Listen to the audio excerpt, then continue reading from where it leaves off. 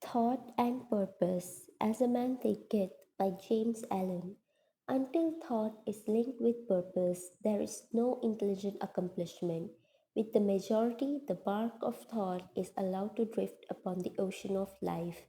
Aimlessness is a whiz, and such drifting must not continue for him who would steer clear of catastrophe and destruction. They who have no central purpose in their life fall an easy prey to petty worries, fears, troubles, and self pityings, all of which are indications of weakness which lead just as surely as deliberately planned sins, though by different route, to failure, unhappiness, and loss. For weakness cannot persist in a power evolving universe. A man should conceive of a legitimate purpose in his heart and set out to accomplish it. He should make this purpose the centralizing point of his thoughts. It may take the form of spiritual ideal, or it may be a worldly object, according to his nature at the time being, but whichever it is, he should steadily focus his thought forces upon the object which he has set before him. He should make his purpose his supreme duty and should devote himself to its attainment, not allowing his thoughts to wander away into ephemeral fancies, longings, and imaginings.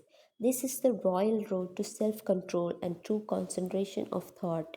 Even if he fails again and again to accomplish his purpose, as he necessarily must until weakness is overcome, the strength of character gained will be the measure of his true success, and this will form a new starting point for future power and triumph. Those who are not prepared for the apprehension of a great purpose should fix their thoughts upon the faultless performance of their duty, no matter how insignificant their task may appear. Only in this way can the thoughts be gathered and focused, and resolution and energy be developed, which being done, there is nothing which may not be accomplished. The weakest soul, knowing its own weakness and believing this truth, that strength can only be developed by effort and practice, will thus believing at once begin to exert itself, and adding effort to effort, patience to patience, and strength to strength, will never cease to develop and will at last grow divinely strong. As the physically weak man can make himself strong by careful and patient training, so the man of weak thoughts can make them strong by exercising himself in right thinking. To put away aimlessness and weakness and to begin to think with purpose is to enter the ranks of those strong ones who only recognize failure as one of the pathways to attainment, who make all conditions serve them, and who think strongly, attempt fearlessly, and accomplish masterfully.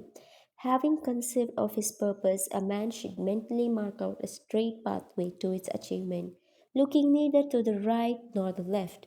Doubts and fears should be rigorously excluded.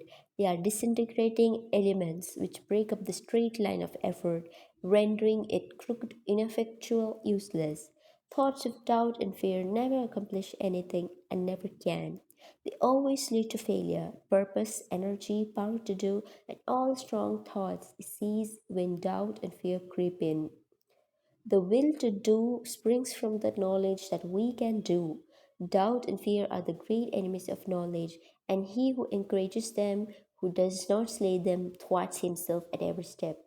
He who has conquered doubt and fear has conquered failure.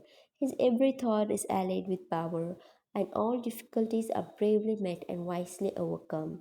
His purposes are seasonably planted, and they bloom and bring forth fruit which does not fall prematurely to the ground. Thought allied fearlessly to purpose becomes creative force. He who knows this is ready to become something higher and stronger than a mere bundle of wavering thoughts and fluctuating sensations. He who does this has become the conscious and intelligent wielder of his mental powers.